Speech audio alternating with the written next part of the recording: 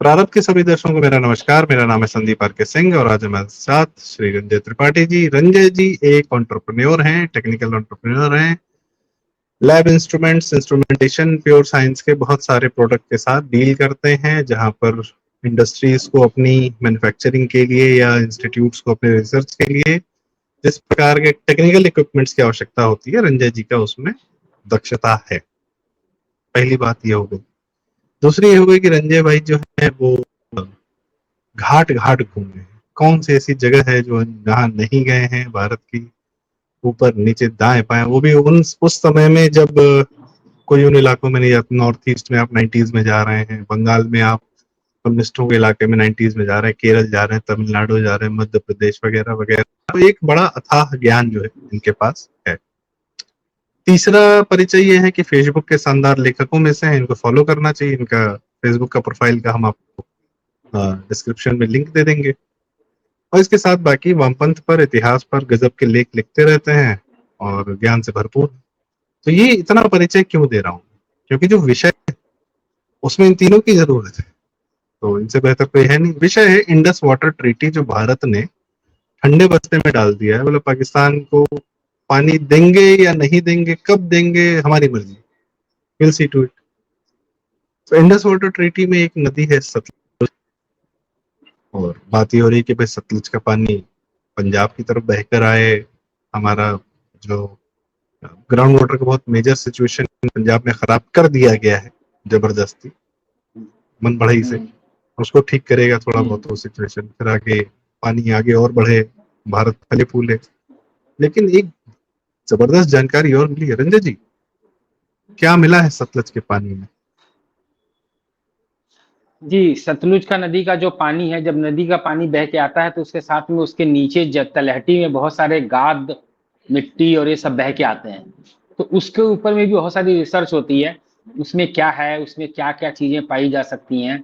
तो अलग अलग जिस जिस एरिया से जो चीजें पानी नदी बह के आती है, सबके अलग अलग करेक्टरिस्टिक होते हैं, अंदर में क्या मटेरियल है, क्या चीज आ रही है। तो उसी तरह से जो सतलुज नदी है, उसके जो है उस पर एक रिसर्च किया गया था। वो किया था हमारे IIT, Indian Institute of Technology Ropar ने। आईआईटी रोपड़ ने जब इसकी तलहटी के मिट्टी को जब परीक्षण किया तो उसमें पाया कि उसमें एक बहुत ही अद्भुत रेयर अर्थ मेटल मिलता है। उस रेयर अर्थ मेटल का नाम है टेंटलम, और वो एक बहुत ही अपने रॉ फॉर्म में बहुत डक्टाइल होता है, अच्छा कंडक्टिविटी है, और उसकी जो मेल्टिंग पॉइंट होती है वो बहुत हाई होती है। अभी देखिए थोड़ा सा टेक्निकल अगर समझें, तो अगर जैसे आप देखते होंगे कि जो बल्ब होते हैं, बल्ब के जो फिलामेंट होते हैं वो टंगस्टन के होते हैं। जब उनको शॉर्ट किया जाता है तो उसमें स्पार्क जनरेट होता है, उसी से वो लाइट आती है। तो जब वो लाइट आएगी, जब इतने हाई पावर की लाइट आएगी, तो वो जो मेटल है वो पिघलना नहीं चाहिए। वो पिघलने के लिए बहुत ही हाई मेल्टिंग पॉइंट होना चाहिए उसका। तो इसीलिए टंगस्टन का मेल्टिंग पॉइंट बहुत हाई होता है, तो इसलिए टंगस्टन का फिलामेंट यूज किया जाता है बल्ब के अंदर में। ये जो टेंटलम है, इसका टंगस्टन से भी ज्यादा डक्टाइल है, टंगस्टन से ज्यादा इसका मेल्टिंग पॉइंट है। It's a good conductor, it's a good heat जी। डक्टाइल का अर्थ बस यह हो गया कि जिन मेटल्स के तार बनते हैं, या जो इस बड़े बड़े लंबे लंबे तार बनते हैं ना, अपन पीट के तार बनाते हैं, मेलिएबिलिटी होती है, डक्टिलिटी होती है। मेलिएबिलिटी मतलब उसकी आप शीट बना सकते हैं, सोने का वर्क, चांदी का वर्क बहुत पतला हो जाता है पीटते पीटते। डक्टिलिटी उसके तार बनाए जा सकते हैं। और जी अक्सर जो है ये इलेक्ट्रिकल कंडक्टिविटी में भी बड़ा अच्छा रहता है। सिल्वर बहुत अच्छा इलेक्ट्रिकल कंडक्टिविटी, बस ये महंगा बहुत है, वरना घरों में सिल्वर की तारें लगती।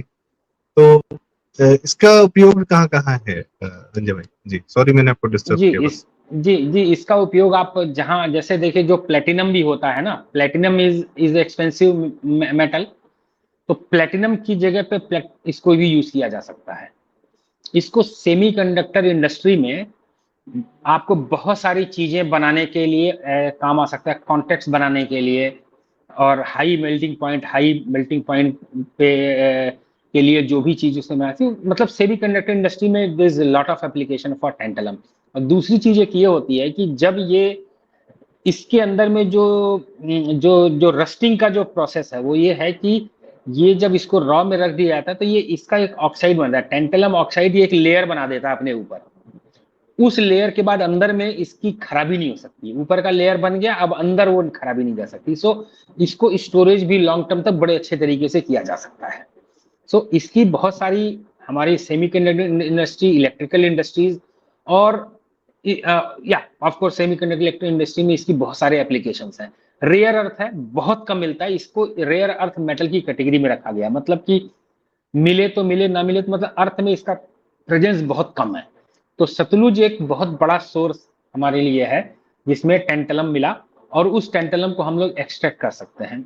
अब देखिए इसका Indus valley Indus water treaty से क्या है कि ये नदी हिमाचल से निकलती है, तरन तारन जो पंजाब में तरन तारन में घुसती है, तरन तारन से और रोपड़ से होते हुए फिर ये पंजाब की तरफ जाती है, मतलब अपने पंजाब के अलग जिले को कवर करते हुए पाकिस्तान का एक जिला है लाहौर से पहले कसूर करके है, वहां से घुसती है और वहां से बहावलपुर घुसती है, और बहावलपुर से घुस करके फिर आगे जा करके जो अदर पंच सिंधु आ रही हैं जो चेनाब, उनसे मिल करके फिर ये एक नदी बन जाती है और फिर जा करके अरबियन सी में गिर जाती है। अब क्या होता था कि जो हमारा ये पानी है, अगर इस ये पानी पूरा वहां बहता रहता था और जाता रहता, तो जाहिर सी बात इसकी गाद और इसके रेयर अर्थ वगैरह ये सब भी पाकिस्तान चले जाते थे। उन आपको मालूम है कि वहां पे ना कोई रिसर्च है, ना कोई डेवलपमेंट है, ना कुछ है, उनको तो पानी के नीचे क्या जा रहा है क्या नहीं जा रहा है क्या पता। और अगर पता भी चल जाता तो उसका क्या करते, अधिक से अधिक यही करते कि उसको उठा करके चाइना को दे देते, चाइना वाले अपना आते उठा के ले जाते, अपना सेमीकंडक्टर इंडस्ट्री, उसकी जो सेमीकंडक्टर इंडस्ट्री चल रही है उस सेमीकंडक्टर इंडस्ट्री में वो लोग अपना उसको यूज करते, मैक्सिमम टू मैक्सिमम वो उसको निकालते, वो उसकी मिट्टी जो है बेचते, चाइनीज जो है अपना उसमें से एक्सट्रैक्ट करते उसको। अब हमारे हमारे पास तो टेक्नोलॉजी है हर इस चीज की, अब वो हमारे काम आएगी। तो हम जो है इस पानी को रोक करके, सतलुज के गाद को रोक करके अपने यहाँ पे ये चीजें निकाल सकते हैं, और हमारी मर्जी के ऊपर डिपेंड करता है, हम जब चाहें तब हम इसको इसको जो है कर सकते हैं। और सतलुज के खास चीज ये है कि हमारे सतलुज के ऊपर में कई बांध बने हुए हैं, कई बांध हैं हमारे, जो अब भाखड़ा नंगल बांध है वो भी सतलुज पे ही बना हुआ है। तो ऐसे करके हमारे पास इस पानी को रोक कर, इसके गाद को रोक करके टेंटलम के एक्सट्रैक्शन के लिए हम बहुत काम कर सकते हैं, और ये हमारे साइंस एंड टेक्नोलॉजी में डेवलपमेंट के लिए, सेमीकंडक्टर रिसर्च के लिए ये बहुत यूज हो सकती है। हालांकि ये डिस्कवरी हुई थी before before Indus water treaty was abolished, या इसको ठंडे बस्ते में जब डाला गया था, अब हम अबॉलिश ही मान के चलें, it is almost dead treaty now. तो क्या होता है कि लेकिन इसका आईआईटी रोपड़ ने इसका जो रिसर्च करके इसके ऊपर वर्कआउट करके जो अपनी रिपोर्ट निकाली थी, वो रिपोर्ट तो लगभग 1.5 साल पहले निकाल दी थी। इसका मतलब कि अभी तक हमारे यहाँ से बहुत कुछ बह करके जो है गया था, लेकिन उधर की तरफ से कोई ऐसा हल्ला नहीं मचा कि इसमें से भैया टेंटलम मिल गया है या आ रहा है इसका गाद, इसको हम एक्सट्रैक्ट कर लें या कुछ कर लें। वो चाइनीज का भी दिमाग नहीं लगा होगा कि भैया क्या हो, या हो सकता है कि हमें रिपोर्ट नहीं, हो सकता है कि जब ये रिपोर्ट आई, पब्लिश हुई, इंटरनेशनली पब्लिश हुई कि सतलुज की तलहटी में, सतलुज के सैंड में टेंटलम है, तो जो जा रहा होगा हो सकता है वो, क्योंकि चाइनीज प्रेजेंस तो बहुत अच्छा खासा है वहां पे उसमें, तो हो सकता है उन्होंने किया हो, लेकिन कुछ लिया हो। बट द थिंग इज कि इसका कोई शोर आया नहीं, कोई जानकारी आई नहीं कि उसका कोई किसी तरह का यूज जो है पाकिस्तान में या उनके फ्रेंडली कंट्री किसी ने किया हो। लेकिन अब हम जो है इसका यूज करेंगे, अब हमारे पास हम जो है उसके एक्सट्रैक्शन में हम अपना काम अपना कर सकते हैं जी। पाकिस्तानी को मेटल मिल भी जाता तो कहता इससे गोली बनेगी कि बम बनेगा? नहीं बनेगा। नहीं बनेगा तो ले जाओ, हमारे मतलब का है नहीं। ठीक है, पाकिस्तानी जैसा आपने बताया, उनको खाली कुछ मिल जाए बस बेच देना, हाँ अपना गधा बेच देना है, अपने लोग बेच देने हैं, अमेरिका को तालिबान के लोग बेच देने हैं, ओसामा बिन लादेन को रख के उसको बेच देना है, उसको बेच अपने देना छोटी है। बच्चियां बेच देना है। तो पाकिस्तान को बेचने के अलावा और कुछ आता नहीं। और सबसे अंत में जो आज तक उसने जो सबसे ज्यादा चीजें, जो सबसे बड़ी चीज जो बेचता रहा है वो लगातार, वो है स्वयं को। उसको बाकी आइडेंटिटी से क्या मतलब? पाकिस्तान पैसा दे हमको, सॉरी अमेरिका पैसा दे तो हम भारत को तंग करेंगे, चीन पैसा दे तो हम भारत को तंग करेंगे, हम बिकते रहेंगे बेचते रहेंगे, लूट लूट के हमारे जो जनरल लोग हैं वो दुबई में, लंदन में, कनाडा में और यूके में, यूएसए में घर खरीदते रहेंगे, प्रॉपर्टी का दाम बढ़ाते रहेंगे। तो ये चाइना तो अच्छा ही बात है ना कि फिर पाकिस्तान के पास क्यों जाए क्यों जाए? ये? क्यों जाए, क्या करेगा, क्या उसके बस का नहीं है। तो भाई ठीक है हमारा, सबसे बड़ी बात है कि है हमारा, हमारे काम आए। और आजकल जो मैन्युफैक्चरिंग चल रही है, जो पीएलआई स्कीम्स चल रही है, जिस प्रकार से आज सर आज लखनऊ में राजनाथ सिंह जी ने सेमीकंडक्टर चिप बनाने की फैक्ट्री लखनऊ में अनाउंस की है 2500 करोड़ की। जी तो सतलुज से गाद उठ के जो है एक्सप्रेसवे के थ्रू लखनऊ भी पहुंचेगी, यहाँ भी कुछ रिसर्च होगा। So that is how it is done. And ये चीज जो है मेरे ख्याल से कुछ नहीं होती, को दय वियोग होता है। तो चलिए अच्छी बात है, इंडस वाटर ट्रीटी का अगर यह भी एक फल है कि पानी के अलावा, पानी से संबंधित, पानी के साथ आने वाली और भी चीजें आती हैं, तो फायदेमंद ही भाई। जैसे इस जो गंगा जमुना के बीच का ये जो पूरा नॉर्थ इंडिया बेल्ट है, ये फर्टाइल क्यों है? इन्हीं नदियों की वजह से फर्टाइल है। यही वो मिट्टी लेकर आई है, फर्टिलिटी जो मिनरल्स में, हर चीज में, एनपीके में, सब में रिच। तो यहाँ तो भाई ये पूर्वांचल थोड़ा निकल जाइए तो गाजीपुर वाजीपुर में तो लोग कहते हैं कि भैया बस बिया छीट के आ जाते हैं, फसल अपने आप हो जाती है। इतनी रिच फर्टाइल भूमि रही है। फिर बिहार में नीचे जाइए तो वहाँ अब मिलता है, फिर झारखंड वारखंड में तमाम मिनरल्स मिलते हैं। तो जब सारे मिल रहे हैं तो ये भी एक सही। तो रंजय जी बहुत बहुत धन्यवाद, आपने हमें कम समय में एक बड़ी शानदार जानकारी दी। और मुझे लगता है कि जो टेक्नोलॉजी और रिसर्च से संबंधित लोग जो इंटरेस्टेड हैं, वो भी ये रिपोर्ट पढ़ें, देखें, अपने बच्चों के साथ शेयर करें। और मैन्युफैक्चरिंग का समय आने वाला है, इन सब फील्ड्स में जितनी हमारे पास जानकारी होगी हम आपके साथ साझा करते रहेंगे। और रंजय जी के साथ मेरा ये मतलब कोशिश रहेगी कि हम लोग टेक्नोलॉजी पर, रिसर्च पर, एंटरप्रेन्योरशिप पर कुछ ना कुछ जो जानकारियां मिल रही हैं, भारत में जो भी कार्य हो रहे हैं, क्या उनकी इकोनॉमिक्स है, उस पर हम आपसे जानकारियां साझा करते रहें। बहुत बहुत धन्यवाद। और यदि आप लोग के पास कोई जानकारी हो तो कृपया हमें बताएं, कमेंट्स में मेंशन करें, हम उनको जरूर उन पर चर्चा करेंगे और बाकी लोग के साथ भी साझा करेंगे।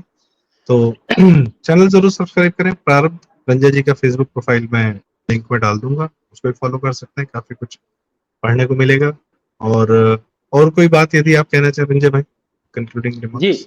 सबसे पहली चीज तो ये थोड़ी सी नॉलेज बढ़ाने बढ़ाने की जरूरी बात है। जो टेंटलम जो मेटल मिला है, मतलब इसकी इतनी वर्सेटाइलिटी है कि अगर बायो चिप्स बनाने हो, जो जो जब आप कोई चीज को कट करते हैं तो कटिंग के लिए अगर हार्ड किसी मटेरियल को कट करना है, कट करने के लिए जो आपको शार्प एज्ड मेटल मटेरियल चाहिए, वो भी आप इस टेंटलम का बना सकते हैं। ठीक है, और इसके बायो सेंसर्स में इसका बहुत अच्छा यूज होता है। तो बायोसेंसर्स की एप्लीकेशन कहाँ होती है? बड़ी बड़ी इस बड़ी सही चीज है। जैसे कि फॉर एग्जांपल अभी लेटेस्ट में आप देखेंगे तो मैं आपको एक अभी बताता हूँ। अभी हम लोग एक वर्कआउट कर रहे थे, एक प्रोजेक्ट पे वर्क कर रहे थे, एक टीम, उस टीम में कुछ एक इक्विपमेंट के लिए हम जुड़े थे। तो उसमें क्या होता है कि जो शूज है ना, हमारे जूते, उस जूते के जो तलवा है अंदर की तरफ का, उसके ऊपर में कुछ सर्किट्स बना देते हैं। सर्किट्स बना दिए, और सर्किट्स बनाने के बाद में जब आप उसको पहनेंगे, और कुछ ऑफ कोर्स डिवाइसेस रहेंगे, तो जब वो सर्किट्स पहनेंगे तो आपके पैर के मूवमेंट से जो है ना, उस पे जो प्रेशर पड़ेगा, उस क्योंकि प्रेशर से भी चीजें जनरेट होंगी, आईवी जनरेट होगा।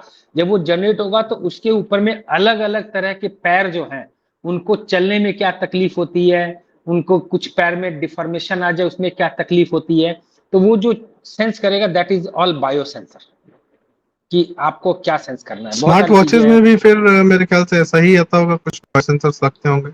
आदमी घड़ी नहीं, पहनता है देखिए क्या उसका होता है, सार। देखिए हाँ। अलग अलग टेक्नोलॉजी है, स्पेक्ट्रोस्कोपी हम्म। टेक्नोलॉजी होती है। तो क्या हम्म। होता है कि जब आप ये वॉच पहनते हैं ना जो हाथ में, हम्म। आप हम्म। देखेंगे उस वॉच के बैक साइड में एक शीशे के जैसा रहता है। तो उसके हाँ। अंदर में स्पेक्ट्रल लाइट आती है।